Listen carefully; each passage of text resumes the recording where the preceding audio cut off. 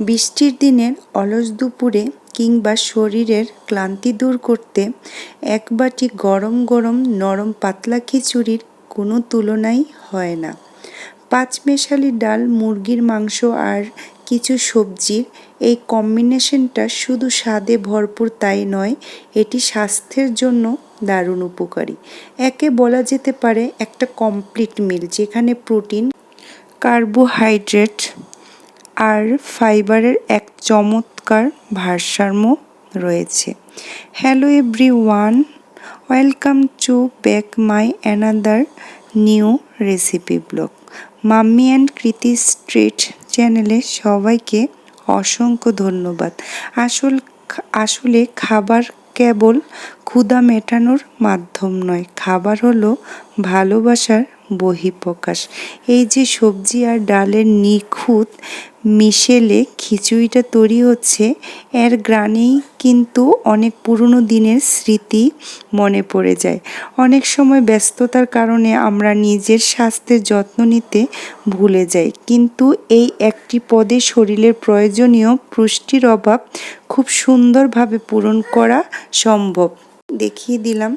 তার সাথে আমি মুরগির মাংস নিয়েছি। মুরগির মাংসটা এখন একে একে করে ভেজে নেব। রান্নার এই ছোট ছোট মুহূর্তগুলোই কিন্তু জীবনের বড় প্রাপ্তি।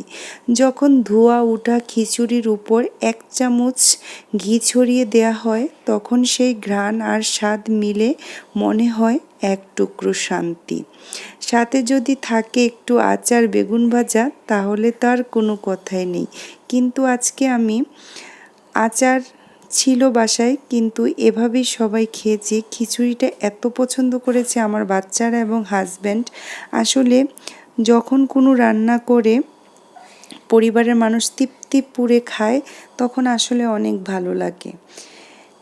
আমি তেলের মধ্যে মাংসগুলো, সবজিগুলো ভেজে নেওয়ার পরে ওই তেলের মধ্যে পেঁয়াজ, আস্ত গরম মশলা, আদা রসুন বাটা, টমেটো বাটা দিয়ে ভালো করে কষিয়ে নেব।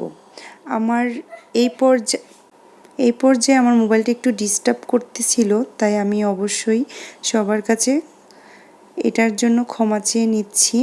এই তো, তারপর আমি একে একে করে হলুদ, মরিচ, ধনিয়া, জিরা, গরম মশলার গুঁড়া দিয়ে ভালো করে মশলাটা কষিয়ে নিলাম। এক এক করে চাল এবং ডালগুলোকে আমি 60% আগে সেদ্ধ করে রেখেছি, কারণ এখানে যেহেতু বুটের ডাল, খেসারির ডাল ছিল, আমরা জানি এই ডালগুলো একটু বেশি সেদ্ধ হতে সময় লাগে, তাই আমি এটাকে 60% আগে থেকে সিদ্ধ করে রেখেছি। এখন ভালো করে পোলাও চালটা ভেজে ওটার মধ্যে আমি এই ডালের মিশ্রণটা দিয়ে দেব। ডালটা সিদ্ধ করার পানিটা আমি ফালাই নাই, ওইটা রেখে দিয়েছি। আমি খিচুড়িতে যে পানিটা ইউজ করব, এটা আমি ডালের সেদ্ধ করা ওই পানিটাই ইউজ করব। অবশ্যই বাসায় আপনারা একবার হলেও এই খিচুড়িটা ট্রাই করে দেখবেন। আশা করি আপনাদের অনেক ভালো লাগবে।